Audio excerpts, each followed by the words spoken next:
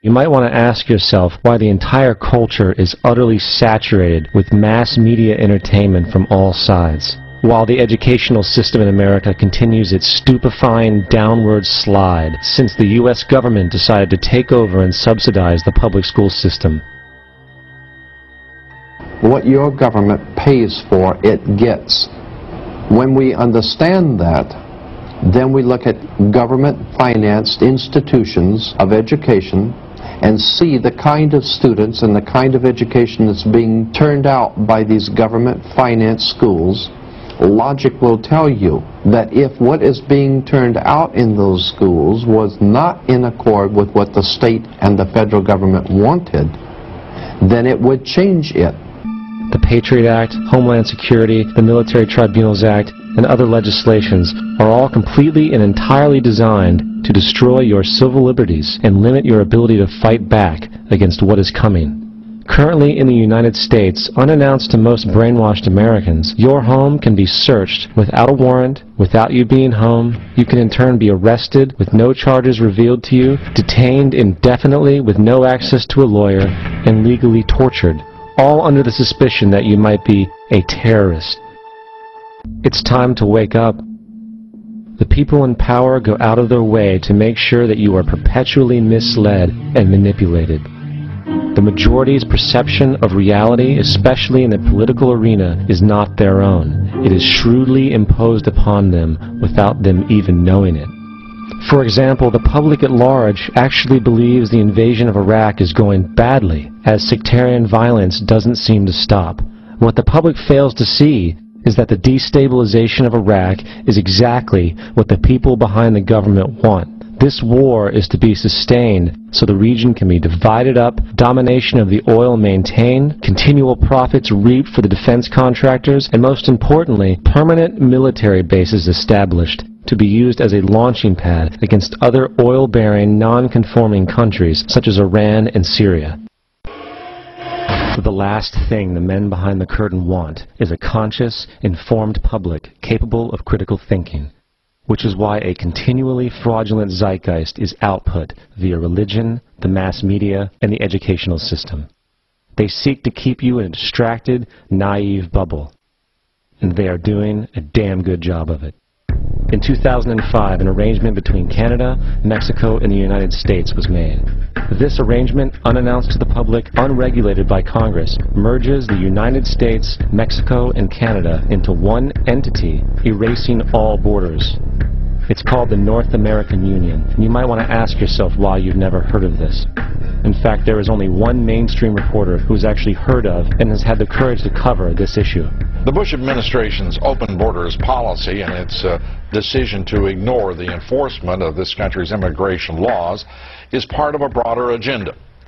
President Bush signed a formal agreement that will end the United States as we know it, and he took the step without approval from either the U.S. Congress or the people of the United States. It's a deal that few have even heard of. It's being done again by very few people at the very top on behalf of the investment class, but the working class of people, political officials across our country, from communities, from cities and so forth, they don't know anything about this.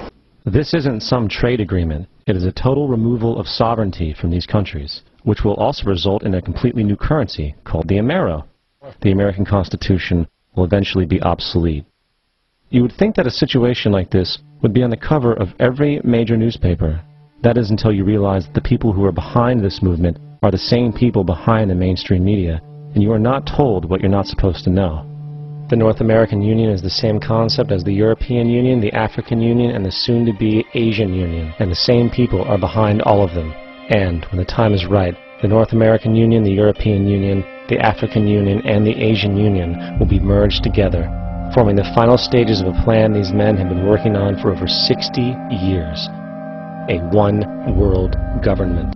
And if we have learned anything from history, it is that power corrupts, and absolute power corrupts absolutely. This is Aaron Russo, a filmmaker and former politician. To his left is Nicholas Rockefeller of the infamous Rockefeller banking and business dynasty. After maintaining a close friendship with Nicholas Rockefeller, Aaron eventually ended the relationship, appalled by what he had learned about the Rockefellers and their ambitions.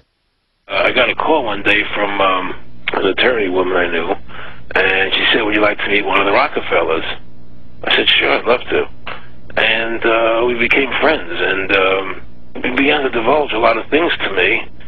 So he said to me one night, he said that there's going to be an event there, and out of that event, you're going to see, we're going to go into Afghanistan, so we can run pipelines from the Caspian Sea. We're going to go into Iraq to take the oil and establish a base in the Middle East, and we're going to go into Venezuela and try and get rid of Chavez.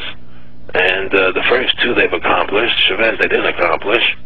And he said you're going to see guys going into caves looking for looking for people that they're never going to find. You know, he was laughing about the fact that you have this war on terror. There's no real enemy. He's talking about how by having this war on terror, you can never win it, because it's an eternal war, and so you can always keep taking people's liberties away. And I said, how are you going to convince people that this war is real? He said, but the media can convince everybody it's real. I mean, you know, it's just that you keep talking about things, you keep saying it over and over and over again, and eventually people believe it. You know, you created the Federal Reserve in 1913 through lies. You create 9/11, which is another lie. Through 9/11, then you're fighting a war on terror, and now all of a sudden you go into Iraq, which was another lie, and now they're going to do Iran. You know, and it's all one thing leading to another, leading to another, leading to another. Now, I would say to them, what are you doing this for? What's the point of this thing? You have all the money in the world you ever want. You have all the power. I said, you know, you're hurting people. It's not a good thing. And he would say, what do you care about the people for? Take care of yourself and you take care of your family. And then I said to him, what are the ultimate goals here? He said, the ultimate goal is to get everybody in this world chipped with the RFID chip, and have all money be on those chips and everything on those chips. And if anybody wants to protest what we do or violate what we want, we just turn off their chip. That's right, microchipped.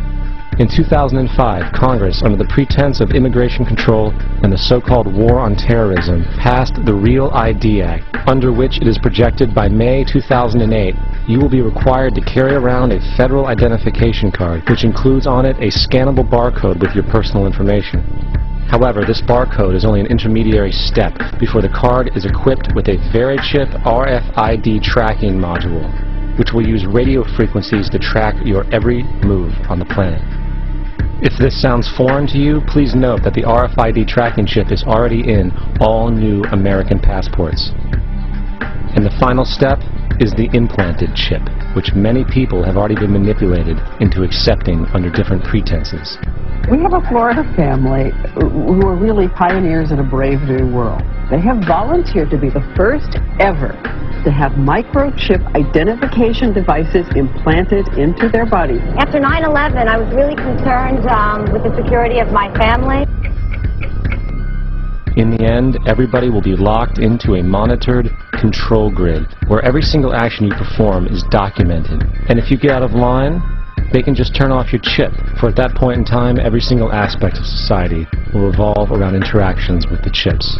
This is the picture that is painted for the future if you open your eyes to see it.